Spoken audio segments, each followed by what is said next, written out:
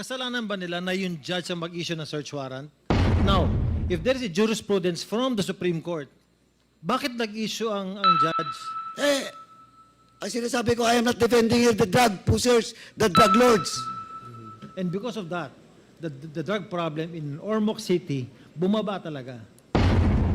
So, it is not accurate that the Director General said na hindi nag-improve ang situation. At least in my part, as mayor, and I can only speak for myself, nag-improve yung aming lugar. Ang tanong ko, what is the compelling reason to issue a search warrant in a government facility, and in this case, a jail under the Bureau of Jail Management and Penology. I just want to establish that you should not apply a search warrant in a jail. That is now a jurisprudence. Nasa lahat ng implementations nila against the fight with the fight against drugs, hindi ka pwedeng lumapit sa drug pusher o sa drug lord na sabihin mo, pwede ho ba tumigil na ho kayo? Kasi lahat ito, all of these people, all of these personalities, they have firearms. Hindi mo pwedeng sabihin sa tumigil ka na. Ay babarili ka agad ng mga yan. So during the implementation na nanguhuli sila at hinaharang nila to, nagkakaputukan talaga, and that is really true. Sad na may namamatay. Sad pati yung polis na sasama. Pero inuutusan yung polis eh.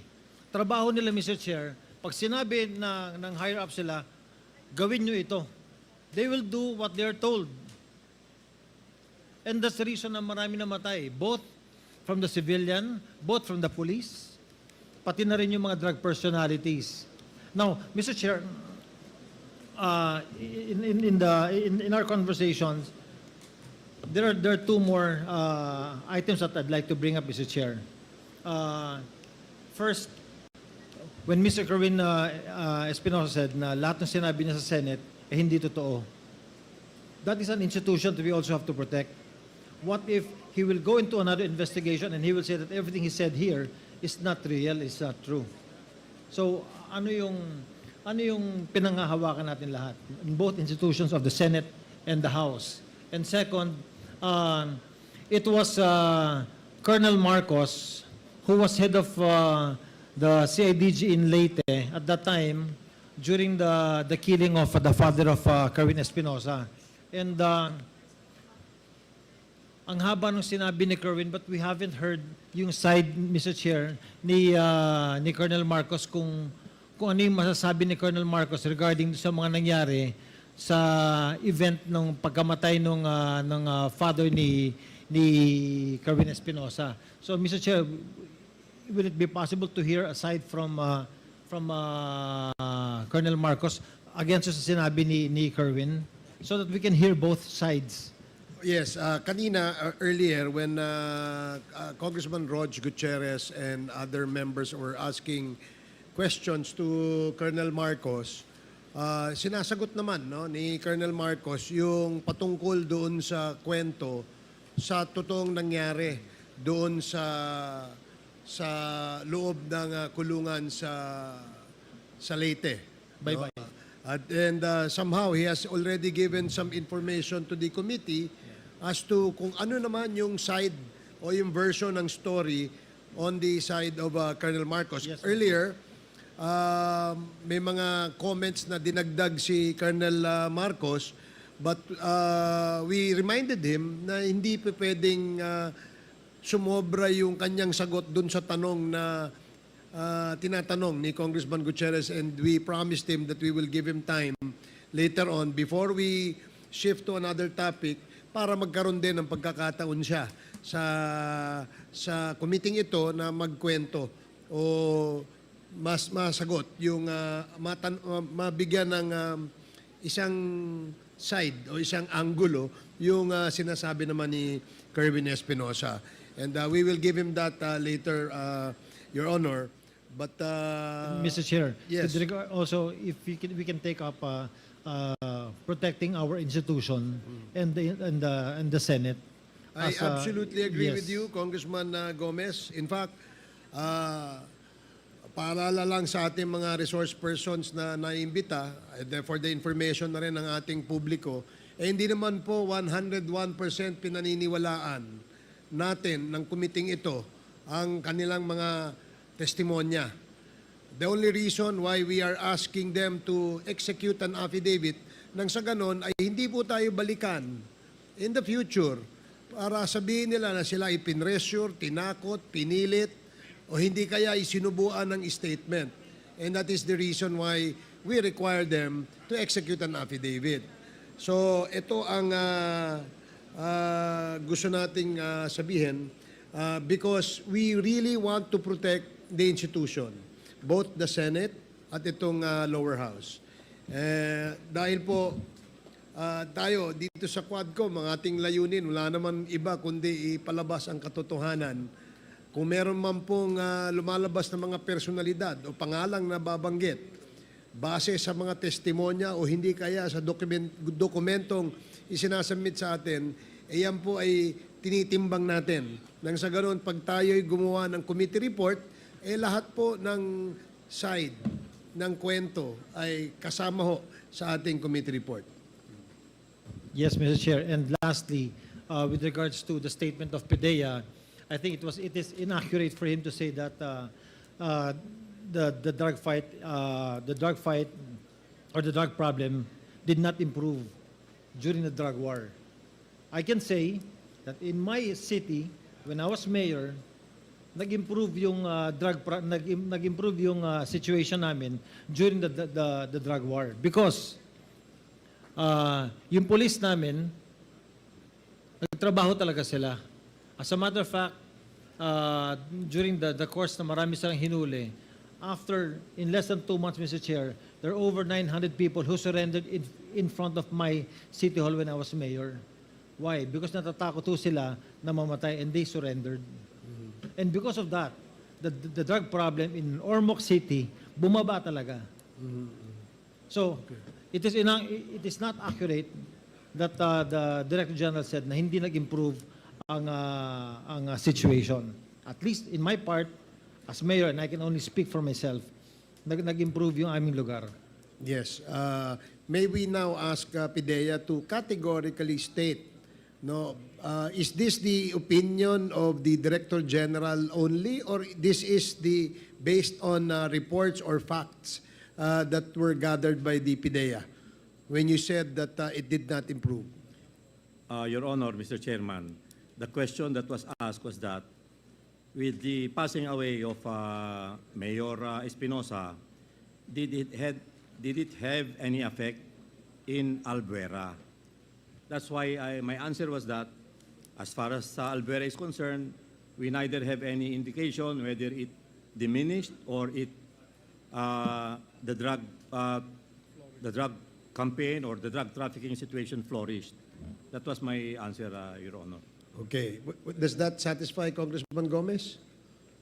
I'm good, Mr. Chair. Thank Okay. you. Thank you, DG. Thank you, DG. Thank you, Congressman Gomez. The next to interpolate is Congressman Paduano. Sasabihin ng judge, o bakit dito kayo nag-a-apply? Eh, may judge man doon sa lugar na yon. Hindi, sandali. Opo, sir. Ikaw, Colonel Marcos, ha? Halata ka na. Ang tinatanong ko lang yung compelling reason. Hindi kung saan mo kinuha. Darating tayo dyan mamaya. Opo, sir. Kung saan ka nag-apply, darating tayo mamaya. You answer first. Sa'yo to nagaling eh. Opo, sir. Bali, ano yung pa yung reason, sir? Yung para hindi mag-leak po yung search warrant. Kasi Sorry? pag minsan kasi... You are not, Colonel Marcos, you are not answering my question. Ang sinasagot mo, Colonel Marcos, makinig ka. Ang sinasagot mo, yung reason why instead of getting search warrant in Leyte, you get your search warrant in Samar. Yun yung sinasagot mo. Di ba? Opo, sir. Mali. Ang tanong ko, what is the compelling reason to issue a search warrant in a government facility, and in this case, a jail under the Bureau of Jail Management and Penology. What is that compelling reason? We have a reason to believe, sir, based on intel reports, that there is collusion between the jail guards. Again, you don't answer my question. Ang tinatanong ko, hindi kung saan ka kumuha ng search warrant. Ang tinatanong ko, yung sinasabi mong compelling reason to issue a search warrant inside a government facility, and in this case, sa jail, under the supervision of the BGMP. O anong compelling reason? May intel report nga kami sir na yung mga jail guards is medyo kumbaga patong na sir doon sa operation. Dali. Again, yung tinasagot mo sa akin, application of search warrant, pupunta rin tayo doon na mamaya. Ang tinatanong ko lang, ano yung sinasabi mong compelling reason for you to ask for search warrant, and the court will issue a search warrant indeed in a government facility, and in this case, jail under the BGMP. Ikaw nagsabi. Because there is a criminal act going on sir inside the jail. Kumbaga merong Criminal act? Oh, parang may Okay, mamaya puntahan natin. DOJ. Nandito DOJ? Criminal ka, tandaan mo ha, Colonel Marcos, pag nagkamali ka dito, na nagsisinungaling ka, baka baguhin mo na, I will cite you in contempt. DOJ, did you get the question that I raised to Colonel Marcos na defensive siya, umiiwas siya, nasagutin? O what is that compelling reason daw? Is there a compelling reason to issue a search warrant in the jail? Mr. Chair, regarding that particular case, Mr. Chair, there's already an en banc decision by the Supreme Court, saying that there is no compelling reason for the issuance or for the issuance of the warrant. I mean, there's no compelling reason for the application of a search warrant in a jail facility, Mr. Chair. That is a jurisprudence. Yes, Mr. Chair. Oh, Colonel Marcos, eto, hindi ako lawyer, pero ganon din pagkaintindi ko. Eto, DOJ na yung sasabi. Oh, do you have to contest the opinion of the legal minds from DOJ? Hindi po sir. Oh, better not talk. Kasi yun lang tanong ko eh. Now, next. Eto, establish. Okay. Kasi, under the jail management, may upland galugad dyan eh. Di ba? That is the standard operating procedure of the BGMP if indeed there is an information that that jail, particular jail, may illegal na nangyayari sa loob. Oh, you know. I agree sir. Oh, so you now agree that you cannot supposedly you should not apply a search warrant. That is the opinion of the DOJ. Actually sir, yung operation na yun, hindi man talaga papayag na papasok sa isang disabled. Sandali, punta natin mamaya yon. Ang tinatanong ko lang muna dito, I just want to establish that you should not apply a search warrant in a jail. That is now a jurisprudence. Yes sir. Okay, let me proceed. Ito tatlong case. Now, in the case of Egay Alvarez, isabihin ko na siya para baka mamaya. Egay Alvarez happens August 11. After, the day before Paranaque case of Bantag happens. And 2 days after, August 13, the case that 3 Chinese national was killed inside the Picol. The first, kung baka, babalikan ko yon mamaya, pag nandito si Garma, the first, at saka si Leonardo, the first incident na may impact doon sa war on drugs is the case happened in your area. And that is the case of Egay Alvarez, happens to be a detainee at the time, and allegedly a drug lord, and he was killed inside this jail because of your search warrant. Tama? Yes sir. Okay, now, first question. Sino ang judge na nag-issue ng search warrant? In the case sir of Abuyog Penal Colony, ang nag-issue po is si Judge Janet Cabaluna po sir. Si Janet Cabaluna. Opo, sir. And she was also the judge that you applied first for Mayor Espinosa. Hindi po sir, ibang judge naman po sir. Bali si Judge Tarcelo Sabari naman kay Espinosa sir. Pero taga-Samar yun. Samar po na ano. Samar din yung isa. Yung kabalo na. Hindi, nalimutan ko na sir kung Ah. kasi hindi po akong applicant. Hindi ko nga makalimutan eh. Si Major Laraga po ang applicant sir. But yeah, Major Lala is under you. Opo sir. Oh. Ah, Kaya nga nagkakaso ka doon, di ba? Opo sir, hindi ko, basta within Leyte yata sir si Judge Cabaluna. O hindi, or sama, hindi lang ako sure yung kung saan sir. Colonel naman, kanina mo pa dinipinsahan niya, you have to take search warrant outside of the jurisdiction because the connection of blah blah blah to the jail and the court. Samar, Tapos ngayon, ayaw mo aminin, taga-Samar. Samar siguro, Samar sir. Ay, hindi nga ako involved doon eh. Pero alam ko na taga-Samar. Opo sir. O in applying for a search warrant, in this case, eto, Colonel ha, eto, pag nagkamali ka dito, I will cite you in contempt. Who is your deponent? Who is your deponent? Sa Alvera sir, naalala No. ko, si Hindi ano, Alvera. At tinatanong ko ngayon yung kay Igay pa, Alvarez. Who is the deponent? si Major Laraga po sir makakasagot kasi sila po ang applicant sir. Hindi po ako. Hindi silang pumunta sa judge. Pero maalala ko But, sandali, but, Opo. yung major is under your watch. Opo sir. Tama? Opo sir. Oo. Di ba? Hindi, Oh, so you allow that major to ask for a search warrant without knowing the deponent? sir, ganito po ang procedure namin sa CIDG.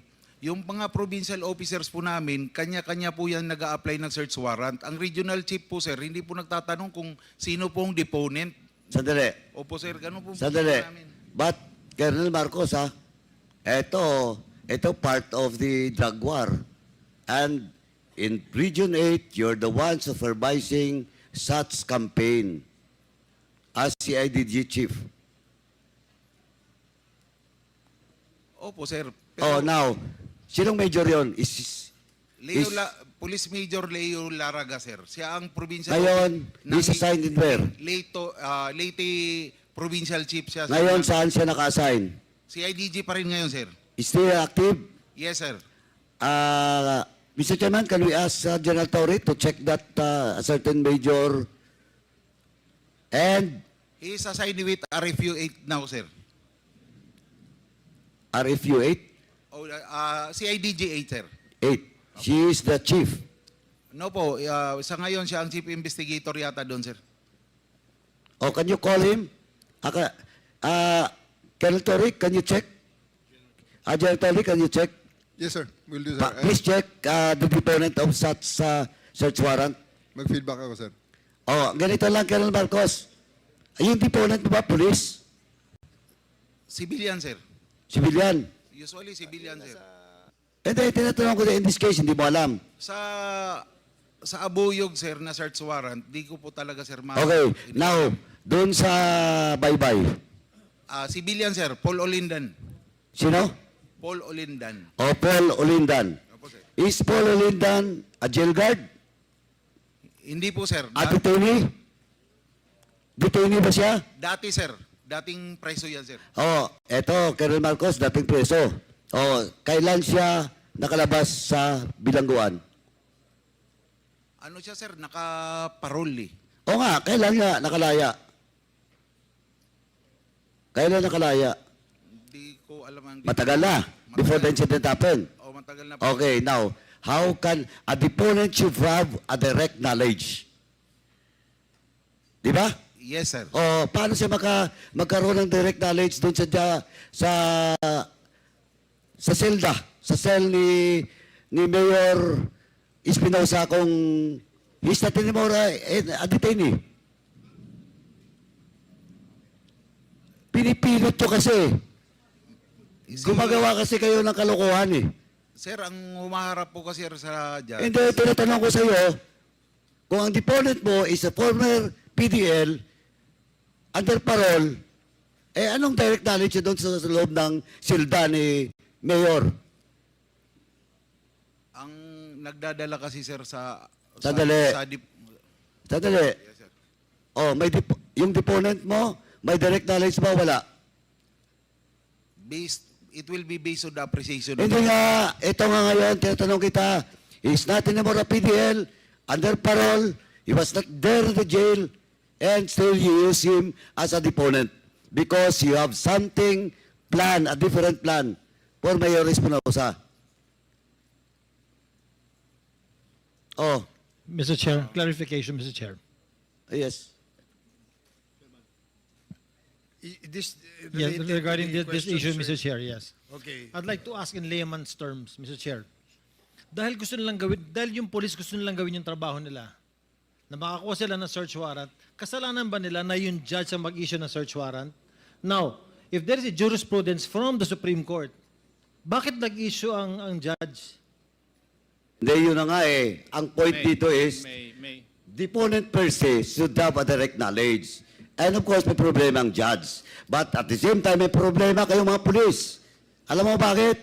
Because you are forcing it to have a deponent without direct knowledge and you talk to the judge, in which ang judge ito may problema din, then you operate not on the reason of the items supposedly under the search warrant.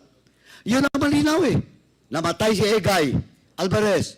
Eh, hindi ko sinasabi na he's not a drug lord. When in fact, ako alam ko, he's a drug lord. Pati source niya, pati yung namatay doon sa Dapicol. But of course, it's a different thing. It's a different story. We're talking about extrajudicial killing here. And hindi to simpleng coincidence. Hindi simpleng coincidence. Kasi dalawang jail sa Leyte ang nangyari, you serve a search warrant and the result is namatay yung mga allegedly drug lords or narco drugs, politicians. Yun pong totoo. Di ba? Eh, ang sinasabi ko, I am not defending here the drug pushers, the drug lords. But what I'm saying is, you're violating the law. Because you have a different purpose in getting the search warrant. Yun ang malinaw. And history is telling us now, it never happens na lumabas ang katotohanan during the previous administration because that is part of the drug war. Yun ang malinaw. Chairman Acop? Congressman Paduano, kindly wrap up. Chairman Acop, I thought you will Anyway. Now, Colonel Marcos, you produced the deponent. The names of the deponent. I will call Major Laraga, sir. After tatawagan ko kagad. Ayun, si General Torre. At the same time, the deponent doon sa sa bahay ni Espinosa. Opo, sir. Tatanong ko po kay Major Laraga kagad. General Torre, kindly check, please. Yes, sir. I'm Kindly already wrap up, talking to Congressman the Paduano. regional chief, sir. We are asking for the deponent and the applicant, sir. And you produce, Attorney Colonel Marcos, the names of that lawyers within the day. Yes, If sir. you cannot produce those name of lawyers, Yes, sir. I we'll will, be posed to cite you in contempt. I will call my colleague, sir, para makakuha ko yung pangalan. Now, you're saying about the involvement of the jail guards, di ba? Kaya kumuha kayo ng search warrant doon sa kabila, sa Samar, instead of getting it in Leyte. Yes, sir. O now, dahil, ba't doon kayo kumuha ng search warrant? Why? Sa Samar, sir. Yeah. Ba't doon sa Samar, not in Leyte? Ganito po yan, sir. Si Major Laraga po, yung provincial officer ko, they are po the operating arm of different provinces. Pumunta po sa akin, sir, mag-apply po ako ng search warrant. Sinong applyan mo? Ito, sir, may input tayong ganito, ganito, ganito. O sige, i-apply mo ng search warrant. Kung i-approve ka ng judge, implement natin. Ngayon, sir, hindi man pulat ng search warrant na ina-apply ng CIDG or ng provincial offices, ina-approve ng judge. Marami din pong dinideny. Ngayon, nataon, sir, si Major Laraga, pag-apply niyan, na-approve, in-implement po namin, sir. And then, hindi pa sinasagot yung tanong ko eh. Why not in Leyte? Why in Samar? Sa rin yun, sir, sa tinanong ko kay Major Laraga, bakit sa Samar ka mag-a-apply? Sabi niya, sir, pag dito ako, sir, nag-apply sa Baybay o dito sa malapit sa atin, yung mga empleyado dito, mag-interconnected yan. Mamaya, matawagan, sir, na may warrant tayong isi-serve. Yun ang binigay niyang reason sa akin. Eh, ano yan? Teorya nyo yan. Yeah, presumption nyo. Di ba?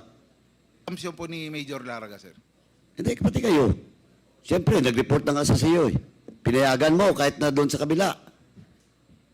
Yes, sir. Oh, di ba? Nag-okay ako sa kanya, sir. But a while ago, you're talking about the collusion between the alleged drug lord and the jail guards. Di ba? Sinabi mo yon? Yes, sir. That is also based on the intel report submitted by Major Laraga. Major Laraga? Yes, sir. Leo Laraga, sir. Siya yung ano? Siya yung na-demote Oh, sir. Bali from na-demote yan, sir. because of? Under appeal sila sa NAPOLCOM. Hindi, tinatanong because the of? administrative charge, sir, pertaining to the Espinosa case. Okay.